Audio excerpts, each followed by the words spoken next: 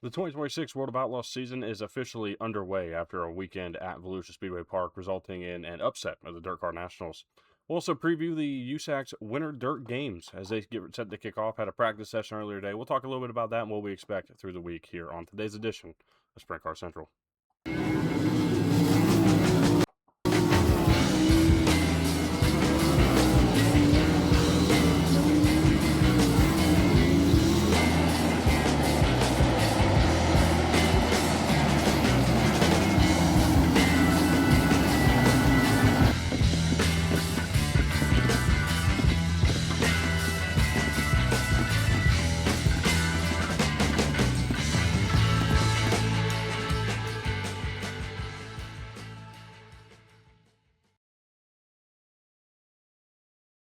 Almost forgot to unmute it. Welcome into Sprint Car Central. This is February 8th, 2026. And it's a little bit of a late episode. We're going to be getting this out later than I thought, probably about 8 p.m. tonight. I didn't mean for it to be this late, but the Winter Dirt Games opening practice at Ocala was going on. I decided I would watch that, kind of take into the account what we see there before we give kind of a preview for the Winter Dirt Games as they kick off officially tomorrow night with our first race of the season at Volusia Speedway Park. But first, before we go into that preview, let's go and take a look back at the weekend for the World of Outlaws. Kicked off on Wednesday night where Spencer Basin pulled off an incredible victory, probably the best run of his career. I made a mention of that on X, and I stand by that statement. I think that was the best run that Spencer Basin's had in his sprint car racing career. Easily the most complicated racetrack he's won on, and certainly a statement win for the Stenhouse Junior Marshall team, as that 17 car looked really good on opening night. Some other notes that we took away from that: Donnie Schatz plus 15, plus 16 on Wednesday night, plus 15 on Friday night, plus 9 last night at Volusia on Saturday. He was incredible this entire weekend, always moving forward. One of a handful that were able to do that, but Donnie Schatz certainly shut some doubters up himself with his run with the CJB Motorsports number 15. The biggest thing here, though, let's go and talk about Spencer Basin for a minute. Wednesday night, what a night it was, right? They start, I think, if I'm not mistaken, 10th on the feature, and just kind of quietly push their way forward, make their way forward, capitalize off of some mistakes. Of course, the David Gravel, Logan Schuchart incident really set the tone for Spencer Basin to be able to come through the field a little bit. And really, he just continued to hit his mark, stayed consistent, utilized what he knew was working for him, and continue to make that happen. We saw a lot of guys slip up, a lot of guys try out a different line, try to see if they could find any speed. And what we learned on Wednesday night was that consistency was going to be what mattered. The guys who are able to just stick to their guns, stick to what they know, are the ones who are going to come through the field. Basin seemed to find something early on in that feature on Wednesday night. Never really felt like they came back to it as the weekend went on. And obviously the track looked a little different. We didn't quite see as slick of a track as we got on Wednesday. But nonetheless, an impressive start to the season for Spencer Basin. Of course, they had their issues, they had their hiccups throughout the time, but they came out and I think really, again, a statement win, right? I mean, this is a team that's relatively brand new this year. They've only got a few races under their belts, and they come in and, again, take the first shot at the World of Outlaws with a win. Looking over to Donnie Schatz, a lot of people wondered what the situation was going to look like, how they were going to do this year. CJB Motorsports, not a team that's necessarily known to win a lot of races. David Gravel is probably the most successful they've had as a driver over the last handful of years. And Donnie Schatz early on shows that there's a lot of speed. Burnham Crouch showed it too. We'll talk a little more about him. Had a wicked wreck last night. But Donnie Schatz really seemed to be able to move forward at any given time, anytime he wanted, and was able to get around the racetrack. They weren't really fast in qualifying, weren't really fast in heat races, but they found their speed in the features. That's where Donnie Schatz has made his money for the majority of his career. And it continued to show once again throughout the course of this weekend. We take a few extra looks here forward.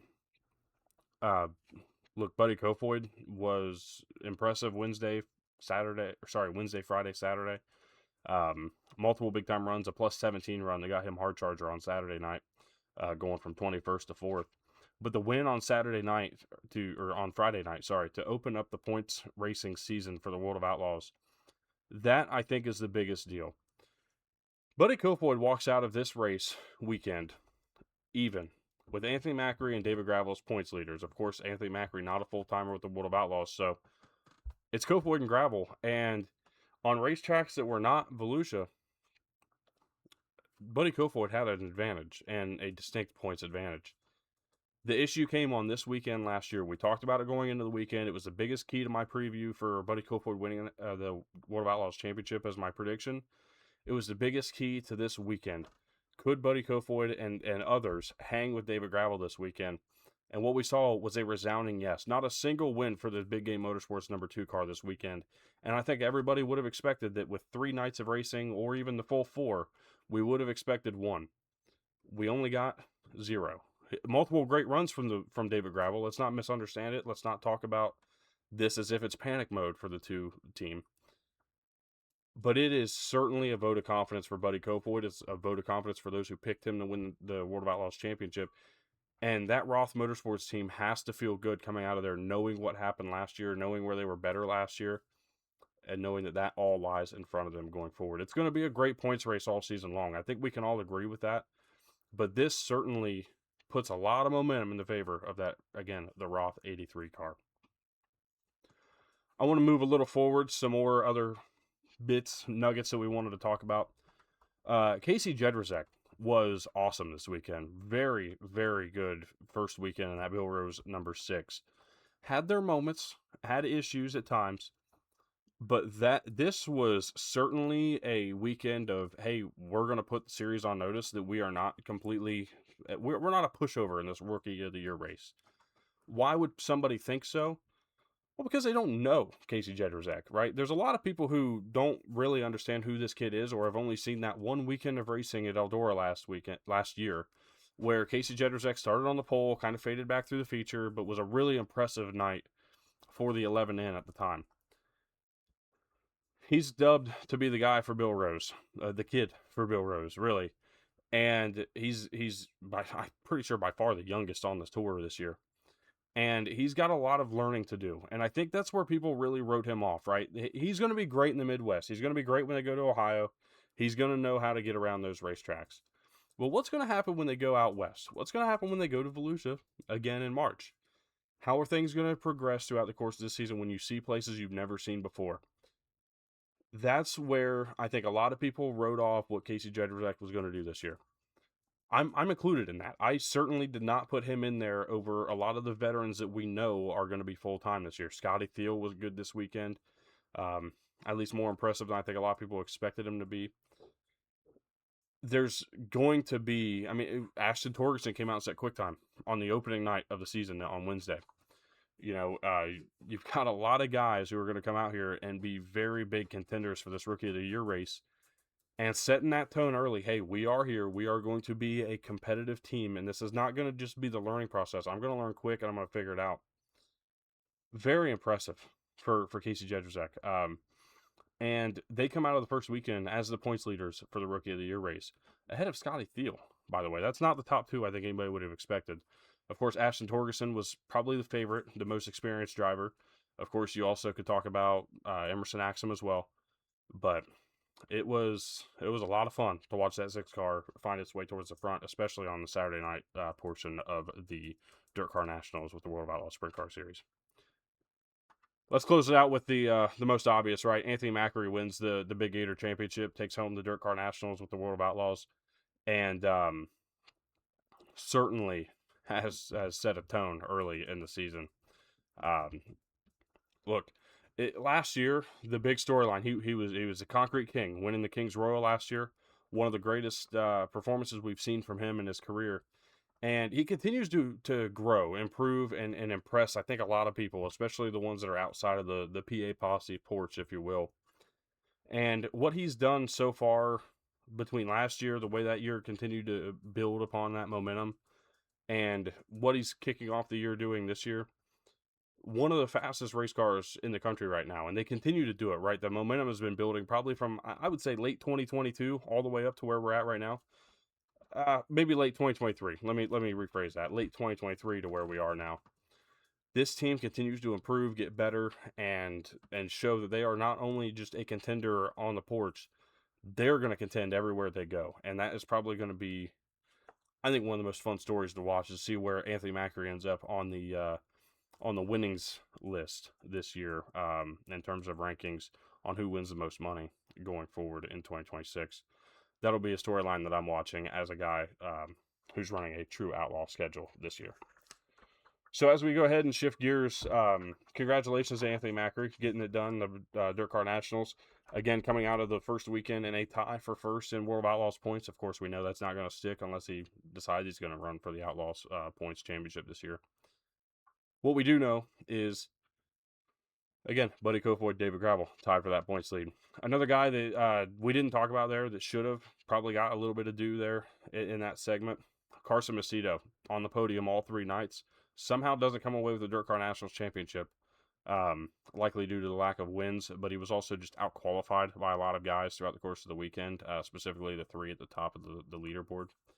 And I think that's where the story was for Carson Macedo as to why that team did not end up winning the Dirtcar Nationals title. Moving on, USAC Winter Dirt Games kick off this week and kick off tomorrow if you're watching this video as it releases. And, I don't really have a whole lot to say because I think there's a lot of difference between last year and this year. But the things that I think are going to stay the same revolve around the guys at the front, right? You got your Justin Grants, Kyle Cummins, of course, is going to be a factor. Mitchell Moles, I think, was really good as the year went on last year. Expecting a lot more from him. Logan Seavey's going to be good. CJ Leary in his own car. A guy I'm expecting, and I'm not counting out this week, is Chase Stocking. Struggles on the half miles last year. Struggled on the half miles last year. It was probably their biggest point of failure. But when they went to Ocala, that 92 was up towards the front a good portion of the weekend. I'm expecting similar stuff this week. I should say good portion of the week as they ran all week. I'm expecting similar this year. That team's looking to come back. They got a little bit of revenge on their mind. Didn't quite get a win last year, but we're super close, especially in that opening feature at Ocala. Expect a lot out of that 92 car this year. We got a USAC preview coming tomorrow as well, probably about 1 p.m. Eastern time as we lead up to that opening feature at Volusia. So make sure you stick around. Make sure you check that out. Subscribe. Turn on notifications so you can not miss that video. It's going to be a pretty cool preview tomorrow. To go back to this, though, last year's champion, Kyle Cummins, had a 2-win, 6 top 5 performance. 6 top 5s. I mean, he finished top 5 every single night of the week, the most consistent driver. That's why he was able to get the win. But Justin Grant was fantastic. He's the all-time winningest driver at the Winter Dirt Games. And for good reason. I think he's going to be certainly one that's up towards the front over the course of the week. We're going to see Robert Ballou for the first time since Indiana Sprint Week last year. Had multiple fractures in his back during that week at Indiana Sprint Week when he had a tough crash last year. Stumbling over my words. I'm getting a little too quick. Got to slow down sometimes. But expecting to see Robert Ballou back. Excited to see him back on the racetrack. We'll see kind of how quickly he can get back into it. You hear a lot about guys just taking a while to kind of shake the rust off. Brian Brown was a perfect example this weekend with the World of Outlaws. Was kind of took a couple nights to really get figured out. Saturday was the best run they had, but still faded as the feature went on. So we'll see how Robert Ballou works. Of course, that's a wrist injury versus a back injury. How different will that land? But again, I think Justin Grant's looking to bounce back, not only to win Winter Dirt Games, but also to win a championship. Justin Grant has had 2 of the worst years of his career recently, especially since he went to Top Motorsports.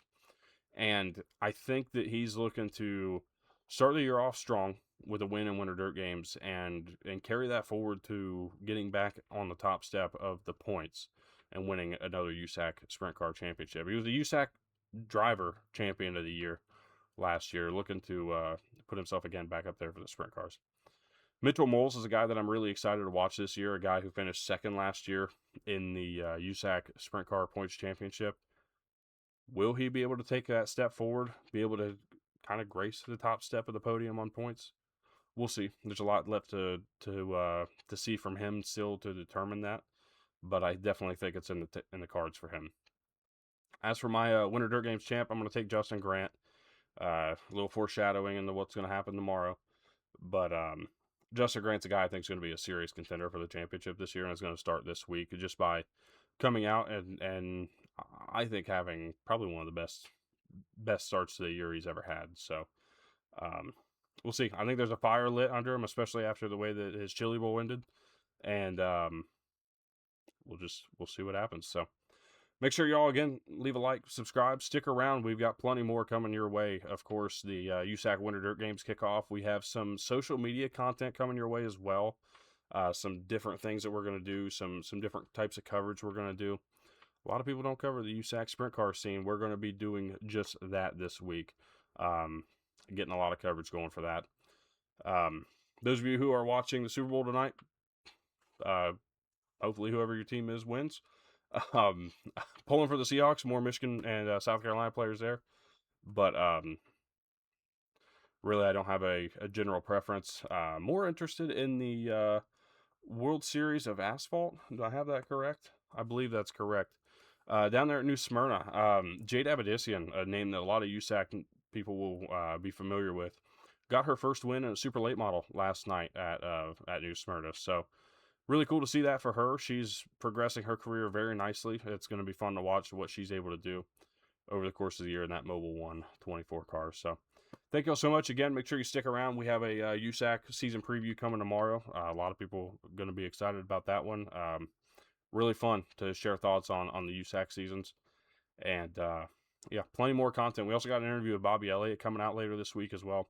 Make sure you stick around on our social medias as well. The links are down in the description, where you can find all kinds of clips and different things. We're gonna really start hammering down on those as well. Now that we're getting in a rhythm, we're gonna start putting out a lot more content. So I thank you guys so much. Hope you all have a great rest of your day, and or a great rest of your night. And we'll see you tomorrow. USAC Sprint Car Season Preview coming your way.